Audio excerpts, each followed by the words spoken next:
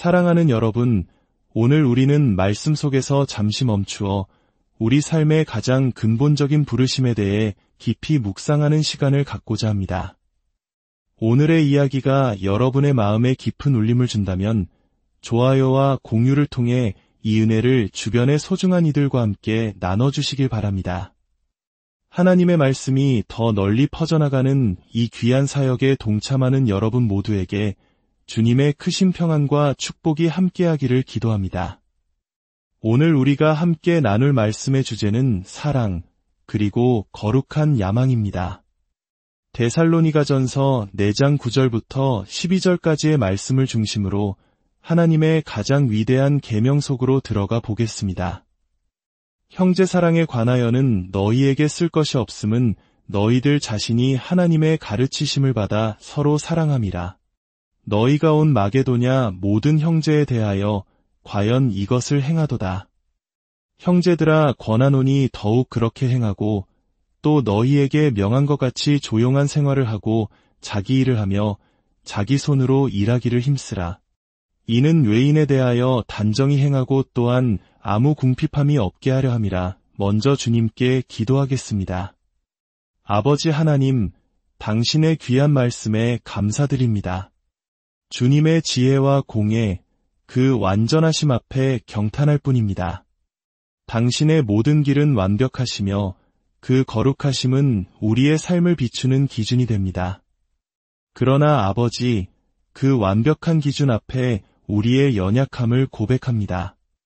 우리 자신을 볼 때면 두려움이 앞서지만 그리스도 예수 안에서 우리의 구원과 소망을 발견할 때 세상 무엇과도 바꿀 수 없는 큰 위로와 기쁨을 얻습니다. 이 자리에 있는 가장 경건한 자라 할지라도 주님 앞에서는 한낱 죄인일 뿐입니다. 하지만 우리에게는 위대한 대제사장이신 예수 그리스도가 계시기에 담대히 나아갑니다.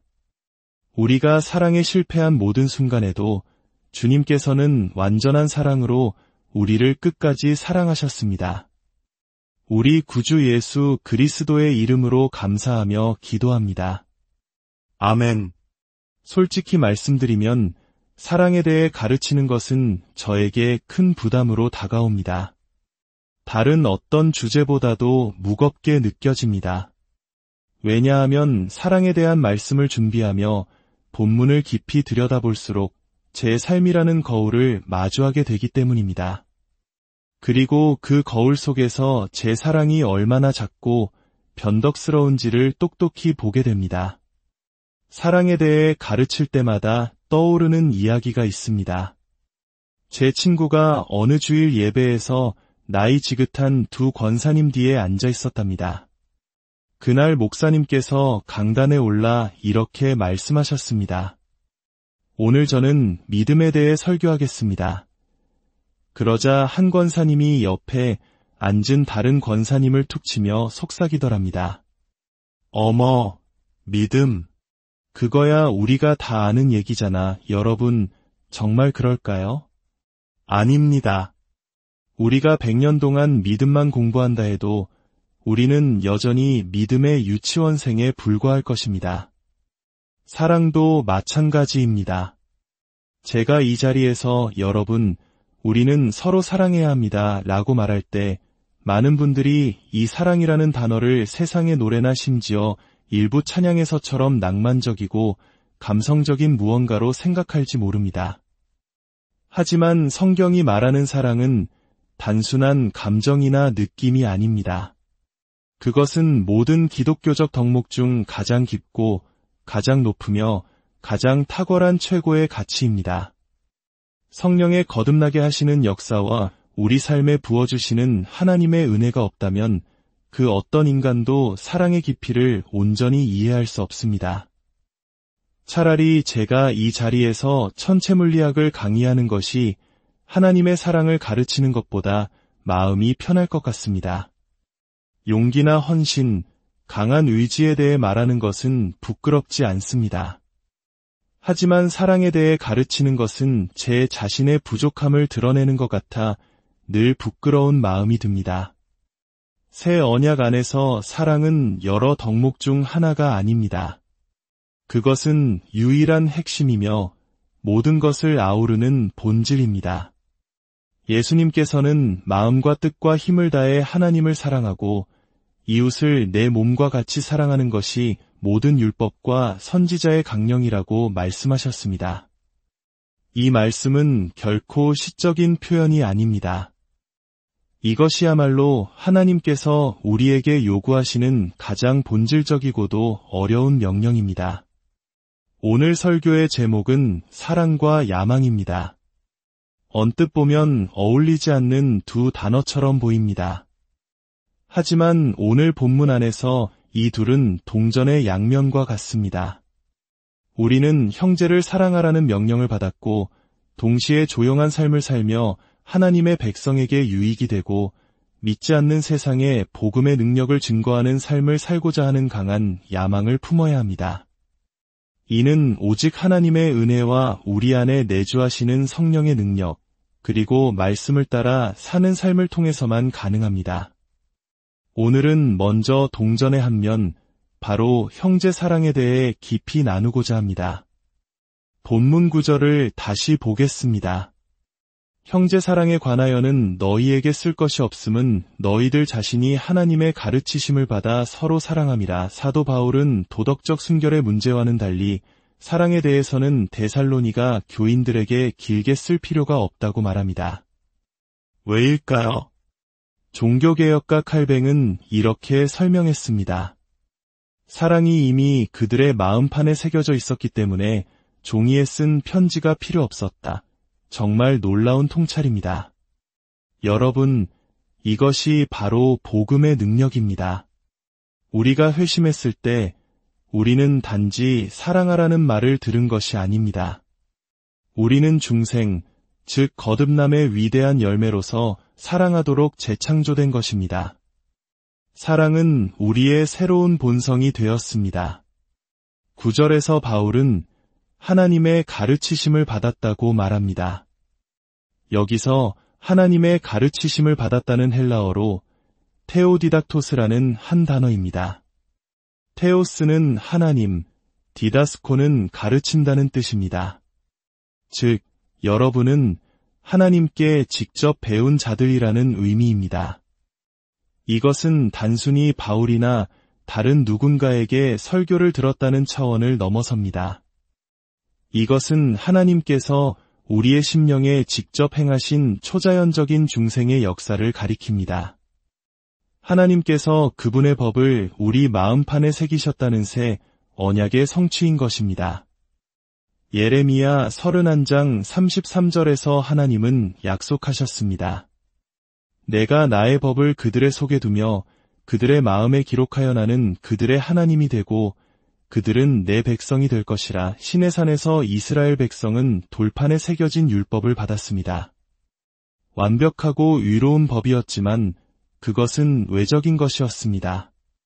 그들은 그 법을 지킬 능력이 없었습니다. 그러나 새 언약 안에서 하나님은 우리 안에 내적인 변화를 일으키십니다. 그분의 법, 즉 하나님을 사랑하고 이웃을 사랑하라는 법의 핵심을 우리 마음에 새겨주셔서 우리가 그분의 백성답게 살아갈 수 있도록 하십니다. 이것이 바로 형제 사랑이 참된 회심의 가장 강력한 증거 중 하나인 이유입니다. 거듭난 심령이 있는 곳에는 반드시 사랑의 실천이 뒤따릅니다. 물론 우리는 넘어지고 실패할 때도 있습니다. 2걸음 나아가다 5걸음 물러서는 것처럼 느껴질 때도 있습니다. 하지만 진정으로 거듭났다면 우리 삶의 전반적인 방향은 형제를 향한 사랑이 자라나는 방향으로 나아가게 될 것입니다. 2세기 교부 터툴리안은 당시 기독교를 핍박하던 이교도들이 이렇게 말했다고 기록했습니다. 보라, 저 그리스도인들이 서로 얼마나 사랑하는가. 수많은 거짓 비난과 박해 속에서도 세상이 결코 부인할 수 없었던 한 가지 사실, 그것은 바로 그리스도인들의 뜨거운 형제 사랑이었습니다. 오늘날 세상이 교회를 향해 가장 많이 비판하는 것이 무엇입니까? 사랑 없는 모습, 위선적인 태도 아닙니까? 이것은 우리 모두에게 경고가 됩니다. 우리는 사랑해야 합니다. 형제 사랑으로 번역된 헬라어는 여러분도 잘 아시는 필라델피아입니다. 필레오, 아델포스의 합성어입니다. 신약 성경에서 이 단어는 주로 영적인 가족인 교회, 즉 그리스도 안의 형제자매를 향한 사랑을 의미합니다. 하지만 여기서 한 가지 짚고 넘어가야 할 점이 있습니다.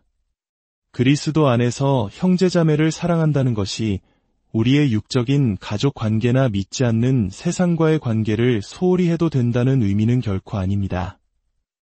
어떤 이단이나 극단적인 신앙 공동체는 가족과의 관계를 끊고 세상과 단절하라고 가르치기도 합니다. 그들은 누가복음 14장 26절, 물은 내게 오는 자가 자기 부모와 처자와 형제와 자매와 더욱이 자기 목숨까지 미워하지 아니하면 능히 내 제자가 되지 못하고 라는 말씀을 오용합니다. 예수님께서 여기서 말씀하신 미워하라는 것은 문자 그대로 증오하라는 뜻이 아닙니다. 이것은 히브리적인 과장법으로 다른 어떤 관계보다도 예수님을 향한 우리의 충성이 최우선이 되어야 함을 강조하는 표현입니다. 우리는 세상의 빛과 소금으로서 믿지 않는 가족과 이웃들에게 그리스도의 사랑을 삶으로 보여주어야 합니다. 그들을 정죄하고 비판하는 윤리 경찰이 되어서는 안 됩니다. 그들에게 필요한 것은 우리의 날카로운 지적이 아니라 그리스도의 복음과 그것을 살아내는 우리의 따뜻한 모습입니다. 자, 이제 사랑에 관한 3가지 진리를 살펴보겠습니다. 사랑의 기원, 사랑의 실천, 그리고 사랑의 성장입니다. 첫째, 사랑의 기원은 한 단어로 요약할 수 있습니다. 바로 하나님입니다. 모든 성도의 마음에 있는 형제 사랑은 하나님으로부터 시작됩니다. 그것은 우리가 만들어내는 감정이 아니라 성령께서 우리 마음에 부어주신 하나님의 사랑이 흘러넘치는 것입니다. 로마서 5장 5절은 말합니다. 우리에게 주신 성령으로 말미암아 하나님의 사랑이 우리 마음에 부은 바됨이니 성령께서 우리에게 하나님의 사랑을 풍성히 부어주셨듯이 우리도 다른 이들에게 그 사랑을 풍성히 흘려보내는 통로가 되어야 합니다. 둘째, 사랑은 반드시 실천되어야 합니다.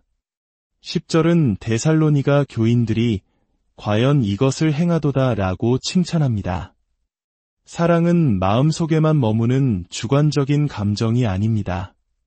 그것은 반드시 구체적인 행동으로 나타나야 합니다. 요한일서 3장 18절은 강력하게 권고합니다. 자녀들아, 우리가 말과 혀로만 사랑하지 말고 행함과 진실함으로 하자. 말로만 사랑합니다. 라고 하는 것은 아무런 유익이 없습니다. 우리의 손과 발, 우리의 시간과 물질, 우리의 삶 전체를 통해 사랑이 드러나야 합니다. 예수님께서 우리를 위해 자신의 생명을 내어주심으로 그 사랑을 확증하셨듯이 우리도 형제를 위해 기꺼이 자신을 내어줄 준비가 되어 있어야 합니다. 또한 이 사랑은 보편적이어야 합니다. 바울은 그들이 온 마게도냐 모든 형제에 대하여 사랑을 실천했다고 말합니다. 초대교회의 능력은 비슷한 사람들끼리 모여 사랑한 것에 있지 않았습니다. 유대인과 이방인, 종과 자유인, 남자와 여자, 세상에서는 결코 하나 될 수 없었던 원수 같은 사람들이 그리스도 안에서 한 형제가 되어 서로 뜨겁게 사랑하는 모습, 그것이 세상을 놀라게 한 복음의 능력이었습니다. 오늘날 우리 교회 안에도 위험한 끼리끼리 문화가 생겨날 수 있습니다. 나이, 취미, 학력, 가치관이 비슷한 사람들끼리만 어울리는 작은 그룹들 말입니다. 물론 자연스러운 일일 수 있지만 우리는 극도로 경계해야 합니다. 우리를 하나로 묶는 것은 세상적인 공통점이 아니라 오직 예수 그리스도 한 분이어야 합니다. 또한 교리적인 차이를 이유로 다른 교회의 형제자매들을 멸시하거나 정죄하는 교만한 태도를 가져서는 안 됩니다. 본질적인 진리 안에서 하나라면 우리는 그리스도께서 피로 값주고 사신 모든 형제를 사랑해야 합니다. 셋째, 사랑은 계속해서 성장해야 합니다. 바울은 데살로니가 교인들의 사랑을 칭찬하면서도 거기에 만족하지 않습니다. 그는 10절 하반절에서 형제들아 권하노니 더욱 그렇게 행하라고 강력하게 권면합니다. 사랑의 실천에 있어서 결코 이만하면 됐다는 지점은 없습니다. 그리스도의 완전한 형상을 이루기까지 우리는 끊임없이 사랑 안에서 자라가야 합니다. 여기서 권한다는 말은 단순히 격려하는 수준이 아닙니다. 재촉하고 간청하며 때로는 강하게 밀어붙이는 것을 의미합니다. 우리에게는 이러한 영적인 자극이 필요합니다. 서로의 부족한 점만 바라보며 비판할 것이 아니라 하나님께서 이미 이루신 선한 일들을 감사하며 더 큰 사랑으로 나아가도록 서로를 격려하고 도전해야 합니다. 사도 요한은 요한일서에서 사랑이 옛 계명이면서 동시에 새 계명이라고 말합니다. 사랑하라는 명령은 구약 시대부터 있었던 오래된 계명입니다. 하지만 예수 그리스도께서 이 땅에 오셔서 십자가에서 보여주신 자기 희생적인 사랑은 인류가 이전에 결코 알지 못했던 완전히 새롭고 무한하며 급진적인 사랑의 정의를 우리에게 보여주었습니다. 그 사랑이 바로 우리가 따라야 할 기준입니다. 사랑하는 여러분, 이 말씀 앞에 설 때마다 제 마음은 작아집니다. 오늘 전한 이 높은 기준에 저 자신이 턱없이 부족함을 고백합니다. 하지만 이것은 위선이 아닙니다. 우리가 아직 도달하지 못한 기준이라 할지라도 그 기준을 선포하고 함께 그 목표를 향해 나아가는 것이 우리의 의무입니다. 저를 위해 기도해 주시겠습니까?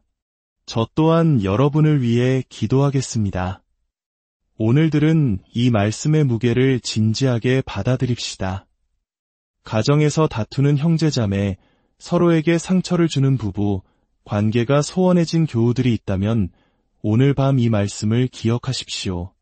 저의 간절한 기도는 제가 지난 며칠간 이 말씀으로 씨름하며 고통스러웠던 것처럼 여러분도 이 말씀 앞에서 거룩한 고통을 경험하는 것입니다. 친구가 주는 사랑의 상처는 진실을 말해줄 용기 없는 자의 입맞춤보다 훨씬 더 귀하기 때문입니다. 기도하겠습니다. 아버지 하나님, 오늘 우리에게 주신 사랑의 계명 앞에 겸손히 엎드립니다. 우리의 사랑이 얼마나 이기적이고 부족했는지를 깨닫게 하시니 감사합니다. 주님, 이제는 말과 혀로만 사랑하는 자가 아니라 우리의 삶 전체로 사랑을 실천하게 하옵소서. 성령님, 우리 마음을 새롭게 하사 그리스도 예수의 마음을 품게 하시고 미워했던 자를 용서하고 무관심했던 이웃에게 손 내밀며 날마다 사랑 안에서 더욱 풍성히 자라가게 하옵소서. 우리의 유일한 소망이시며 사랑의 본체이신 예수 그리스도의 이름으로 기도드립니다.